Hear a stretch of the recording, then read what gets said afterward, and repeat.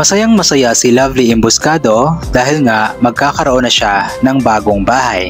Sa vlog nga po na in-upload ni PB Team Nonoy sa kanyang YouTube channel ay muli nga po niyang binalikan ang dating singer sa GMA7 na si Lovely Emboscado na kasalukuyan nga pong lumalaban sa kanyang sakit na depresyon. Matatandaan na sa pinakauna nga pong pagbisita ni PB Team Nonoy kay Ate Lovely ay sobrang nakakaawa nga po ang kalagayan ng kanyang bahay na parang hindi na talaga bahay at napakadelikado para sa kanya, lalong-lalo na nabuntis pa siya. Kaya sobrang dami talaga ng naawa sa naging kalagayan na ng dating singer sa GMA7 na si Lovely Emboscado dahil maliban sa kanyang depresyon na dinadanas ngayon ay ganito na ang kalagayan ng kanyang buhay. At sa muli nga pong pagbabalik ni PB Team Nonoy sa kanya ay isang napakagandang balita nga po ang kanyang daladala at yun nga po ay papagawaan siya ng bahay ng mismong mayor ng Governor Generoso Davao Oriental na si Mayor Juanito Colot Inuhalis. Napanood daw kasi nila Mayor at ng kanyang asawa na si Ma'am Pinky ang kalagayan na ni Lovely ngayon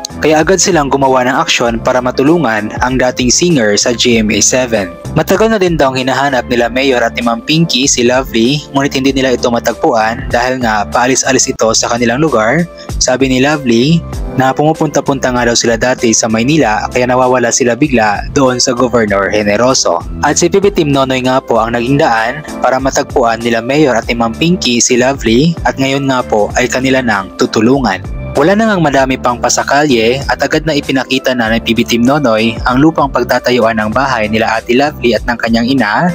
Ang lupang ito daw ay donasyon ng napakabait na kaibigan ni PB Team Nonoy na si Sir Ben Gutong. At kinabukasan din ay agad ding dineliver ang mga materyales para sa gagawing bahay ni Lovely Emboscado at nilinis na din sa pamamagitan ng backhoe ang lupa na pagtatayuan ng bahay nila Ate Lovely Emboscado. Pagkatapos ay tinambakan nila ng lupa mula sa kalsada papunta sa magiging bahay nila Ate Lovely Emboscado nang sa ganun ay meron silang daanan at the same time ay ma-elevate yung lugar at ma-level ito sa kalsada. In that way ay hindi sila mababahaan kung sakali man na mayroong malakas na ulan.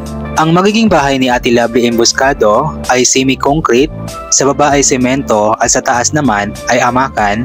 Kapag matapos na ang bahay ni Ate Lovely ay paniguradong magiging komportable na siya at magiging masaya na siya kasi nga mayroon na siyang maayos at maganda na bahay. At kailangan din talaga niya ng maayos na bahay lalong-lalo na nabuntis siya at kapag manganak siya ay napakadelikado at nakakaawa ng magiging kalagayan ng bata kung doon pa din siya titira sa luma niyang bahay. At para sa katulad ni Ate Lovely na may depresyon ay napaka-importante para sa kanya na maaliwalas ang kanyang paligid at may maganda siyang bahay nang sa ganon ay magiging relax ang kanyang isip at hindi siya mag-iisip ng kung ano-ano. At maaaring isa nga din po sa dahilan kung bakit nga ba nagkaroon ng depresyon si Ate Lovely ay dahil nga po sa kalagayan ng kanilang bahay. Sabi nga niya sa pinakaunang interview ni PB Team Nonoy sa kanya na palagi nga daw niyang iniisip kung paano nga ba siya magkakaroon ng sariling bahay. At yun nga, hindi na niya ito problemahin pa ngayon dahil nga bibigyan na siya ng bahay ni Mayor Colot Inuhalis at makakabawas na ito sa kanyang mga iniisip. At sa mga nagko-comment pala na dapat daw ipagamot si Lovely, painumin ng gamot nang sa ganon ay gumaling siya. Sa katunayan po ay hindi pa siya pwedeng ipagamot o uminom ng gamot sa ngayon dahil nga po ay buntis siya at alam naman natin na isa talaga sa pinakabawal sa isang buntis ay ang pag-inom ng kung ano-anong gamot, lalong-lalo na yung gamot para sa sakit ni Ate Lovely ay napakatapang kaya sabi ni PB Team Nonoy na baka pagkatapos na lamang mga anak ni Ate Lovely siya ipapagamot at painumin ng gamot nang sa ganon ay hindi maapektuhan ang kanyang ipinagbubuntis. Pero plano ni PB Team Nonoy na dalhin si Ate Lovely sa center o sa ospital nang sa ganon ay mapaprenatal siya at ma-check kung okay lang ba ang kalagayan ng kanyang bata sa tiyan. At bago lang po tayo magpapatuloy ay huwag po sana nating kalimutang suportahan palagi ang mga videos na ina-upload ng Pugong Biyahero Team, especially ni Sir Pugong Biyahero, PB Team Nonoy, PB Team Peter Paul, Mang Eli, Peking Bombay, Madam Yola, at sa lahat ng PB Teams Luzon, Visayas at Mindanao. Huwag po natin i-skip yung mga ads na lumalabas para may chance na mas malaki yung papasok na revenue na maaari nilang maitulong sa mga taong nangangailangan, lalong-lalo na sa mga kababayan nating mga katutubo. At pakishare na din po sana ng mga videos na ina-upload ng lahat ng PB Teams Luzon, Visayas at Mindanao para mas marami pang makakapanood ng mga charity vlogs na kanilang ginagawa.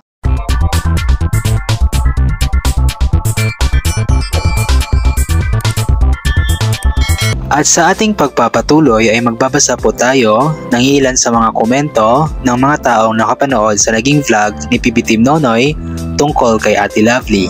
Unahin po natin itong komento mula kay Catalina Dasugo. Salamat Mayor Sir, I salute you. Sana ingatan ka ng Panginoong Hesus at bigyan ka pa ng siksik-liglig na blessings at humaba pa buhay mo para marami ka pang matulungan. Sir Nonoy, salamat din dahil ginamit ka ni Lord na instrumento para matulungan si Lovely. Kawawa naman, ang sabi nga nila, sabay-sabay ang pagsulong kung lahat tayo ay magtutulungan.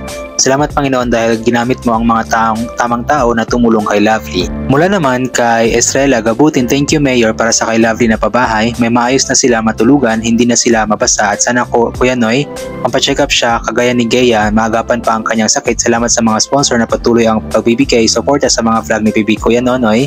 God bless and more blessings sa inyo. Si God na ang bahala sa inyo. Thank you. Ingat Kuya Nonoy sa araw-araw na misyon. Galing naman kay Carmelita Ramos, thank you po Kuya Noy at nakita mo si Ate Lovely. Thank you po sa mga nagpapagawa ng bahay kay Ate. God bless po. Ingat po kayo palagi PB Team Noy. Thank you po Mayor, God bless po. Thank you po Sir Ben sa pagbigay ng lupa na tatayuan ng bahay ni Ate Lovely. Ayon naman kay Lynn Brosh, wow, maraming salamat sa Mayor nag-sponsor sa babae ni Ate Lovely at kay Sir Ben na lupa. Diyos na lang po ang bahala sa inyo. Congratulations Lovely and family. Maraming salamat Kuya Nonoy. More blessings coming your way. God bless you. Sabi naman ng isang YouTube user, wow, maraming salamat Mayor. Hulog ka ng langit sa mga kababayan natin na nangangailangan. Deserve yan ni Ate Lovely kasi kawawa ang bahay nila. Nakita ko sa vlog ni Sir Nonoy. God bless po. Mula naman kay Graful, umpisa na ang pagbangon mo Miss Lovely. Truly God uses people. Just always pray na tuluyang kang gumaling at pag okay ka na gamitin mo na ulit yung talento binigay sa'yo ni Lord. Ang galing mo talaga kumanta. Galing naman kay Yan Picacion, salamat Kuya Noy sa pagbalik mo kay Ate Lovely at salamat sa Mayor. Madali ang action saka magaling talaga siyang singer kahit ganyan na ang katayuan niya. Sana may paggamot din siya Kuya Noy. Ayon naman kay Liran, salamat Noy, instrument ka kay Lovely. Salamat Mayor sa pagpatayo ng bahay niya. Salamat sa nag-donate ng lupa. Great pa rin boses ni Lovely, sana may paggamot din siya para tuloy ng gumaling sa mental health niya. Sabi naman ni RC Glarner, good day Brad Nonoy and all PB team. Salamat sa tulong ng generous sponsor na pinaabot ni Brad Noy. Yan ang humanity, magtulungan. Saludo po sa inyo Mayor for being there na tumulong sa mga ating mga kababayan. God bless po sa lahat. Mula naman kay Cristelita Sarmiento, salamat sa mga tumulong kay Lovely, sa Mayor lalo na at sa iyo Nonoy. God bless Sir Mayor, more blessings po at Noy. God bless you, more blessings. I love PB team much. Salamat po Mayor. Galing naman kay Presi Maturgo, so maraming salamat Sir Noy sa walang sawang pagtulong sa mga kababayan natin na nangangailangan ng tulong. Salamat din po kay Mayor sa pagbigay ng tulong kay Lovely. Sana may mabuting tao na tumulong sa kanila na may paggamot, silang mag-ina. Love this PB team, ingat ka palagi Sir Noy. Ayon naman kay Miss Tisang Waray, good job Mayor at kaagapay ka ni PB Team Noy sa mga mission niya. Sana po mabigyan si Lovely ng psychological support galing sa DSWD. Sa nabigay po ng lupa, maraming salamat sa inyong pagtutulungan para maisakto para ni PB Team Noy ang mission na para kay Ate Lovely.